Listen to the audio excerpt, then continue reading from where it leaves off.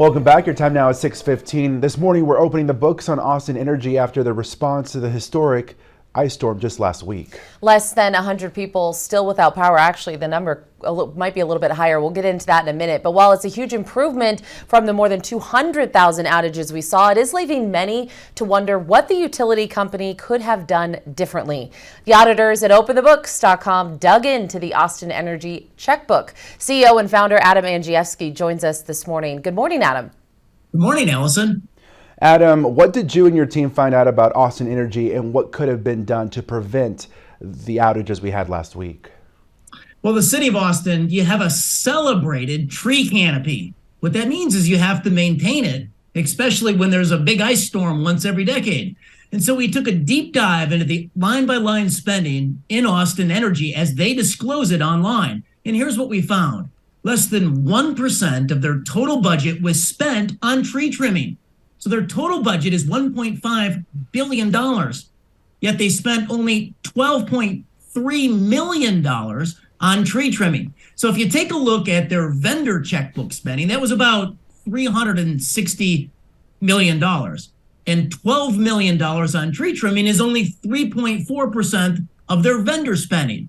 And so they admit they were 3 years behind on tree trimming, on the tree trimming schedule. There's only two ways to prevent something that happened last week, and that's either you bury the power lines for about $10 billion worth of cost, or you spend tens of millions of dollars on tree trimming, and what we found is they just weren't doing it.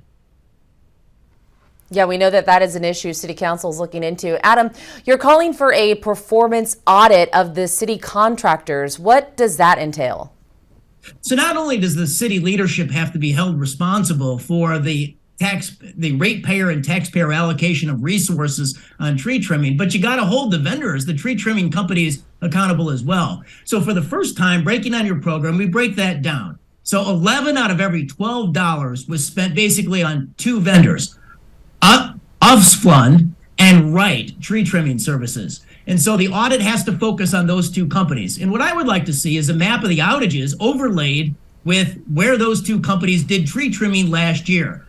What were the lessons learned and how do you go forward with best practices?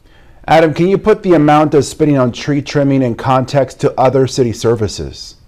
Well, this is what we found very peculiar. So Austin Energy spent less than $13 million on tree trimming. But $13 million was spent by the city of Austin on public relations and communications. That also failed during this ice storm. So you had $26 million, if you think about it, last year, spent on communications and tree trimming. And both of those systems failed. Yeah, I think a lot of people are still angry following last week's storm. I know that you've been critical of the city's data as well. Can you go into detail about that? Well, during the communications crisis at the city, one of the things up on the dashboard that they rolled out was the number of customers who had lost power. Well, it turns out that the definition of a customer is not the number of people. So a customer is actually a meter, and there's about 2.5 people on average per meter. So when there was 260,000 quote unquote customers that had lost power during the storm, that was about 750,000 Austinites who had lost power. So there's a real lack of transparency in how they even communicated the crisis. I mean, this is just the start of this. I'm sure we're going to be talking about this more, but quite enlightening. Thank you so much, Adam. That was Adam Andrzejewski, the CEO of openthebooks.com.